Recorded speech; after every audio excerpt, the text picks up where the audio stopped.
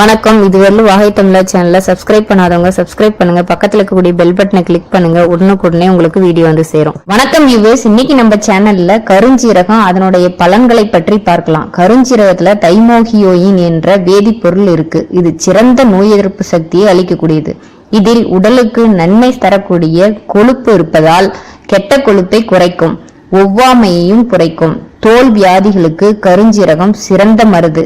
பிரசவத்துக்கு பின்பு கருப்பையில் உள்ள அழுக்கை நீக்க குழந்தை பெற்ற 3வது நாளிலிருந்து ஒரு தேக்கரண்டி கருஞ்சீரக பொடியுடன் பனை வெல்லம் கலந்து உருண்டை செய்து காலை மாலை 5 நாட்கள் தொடர்ந்து சாப்பிட்டால் கர்ப்பப்பையில் உள்ள அழுக்குகள் அனைத்தும் நீங்கிவிடும். கர்ப்பப்பை வலி, சிரங்கு, கண் வலி போன்ற நோய்களுக்கு கருஞ்சீரகம் நல்ல நிவாரணியை தரக்கூடியது. கருஞ்சீரகம் சிறந்த நோய் நிவாரணி என்றும் கூறலாம்.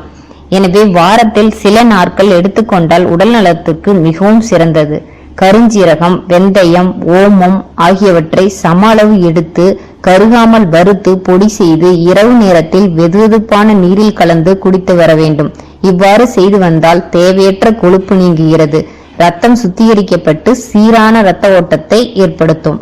தொடர் இரும்பல் மற்றும் ஆஸ்துமா நோயால் துன்பப்படுபவர்கள் ஒரு தேக்கரண்டி கருஞ்சீரக பொடியை தேன் மற்றும் அரை தேக்கரண்டி அரைத்த பூண்டு விழுதுடன் கலந்து சாப்பிட்டு வருவதன் மூலம் நுரையீரலில் உருவாகும் சளியை முற்றிலும் அகற்றிவிடும்.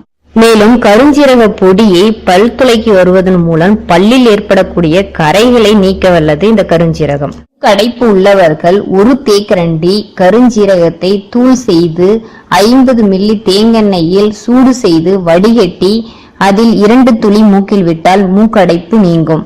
கருஞ்சீரகத்தின் நறுமண எண்ணெய் உள்ளது. அது வயிற்று உப்புசம் மற்றும் வலியை நீக்கி கழிவுகளை எளிதாக வெளியேற்றும் தன்மை கொண்டது.